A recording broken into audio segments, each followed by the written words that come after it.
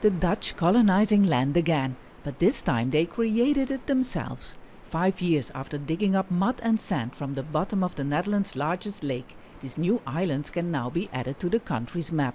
Forest ranger Tim KREETZ saw how blubbery silt and clay turned into solid soil. And it was actually dangerous. We went in the compartments with ropes. When somebody gets stuck like this, my cipher went 2-3 times like this in. It's not that nice. And now you can stand there. Yeah, but you have to be cautious. The Marker Wadden Islands have been built in the Marker Meer, which itself was created artificially more than a century ago, by closing off the Southern Sea to protect the Dutch mainland from flooding. As a result, marine life nearly disappeared in the lake. The islands created out of silt are expected to restore the lake's ecosystem. We interfered with our natural landscapes heavily in the Netherlands. It also brought us a lot of prosperity. But you see that the main ecological structure of the Netherlands, well, it had some damage because of all these works. So this is a way to improve this again. And it seems to be working. The islands are quickly turning into the country's largest bird sanctuary, with avocets, bearded reedings and even flamingos finding their way to the new land. The most important lesson is that when we give the nature the opportunity to do their thing, it works. So we can destroy nature, but we can also restore it and make nature.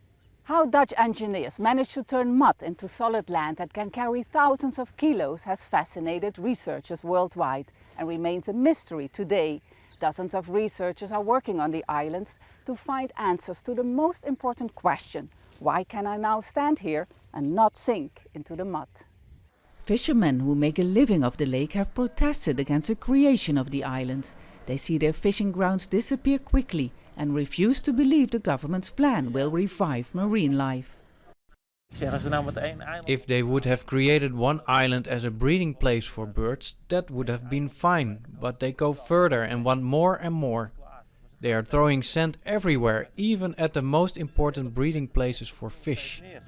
The government admits that more islands are planned in the near future, but insists that nevertheless fish stock will increase. They have to be more patient, because at first they said you take 1,200 hectares out of the water, so that are hectares where we can't fish anymore. That's a point.